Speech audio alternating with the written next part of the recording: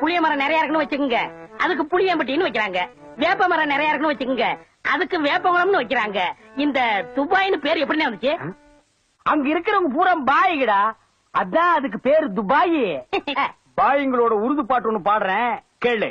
ஆரேபி அல்லே முல்லேகா ஏ தக்கா முக்கா முல்லா சல்லா ஆராஜே பல்லே கல்லேகோ. உன் பாட்டுல குத்தம் இருக்குன்னா குத்தம் இருக்குதான்.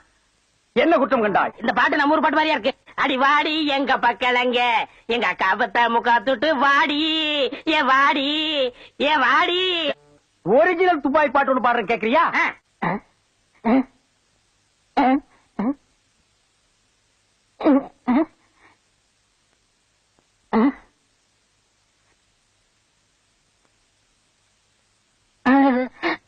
என்னது பாட்டு கேட்கவே இல்ல. துபாயில இருந்து பாடினா மயிலாடா கேட்க. என்ன மைல் டிஸ்டன்ஸ்? கப்பல்ல போனாலே 3 நாள் ஆகும். பாட்டு மட்டும் உடனே கேட்கணுமாக்கும்.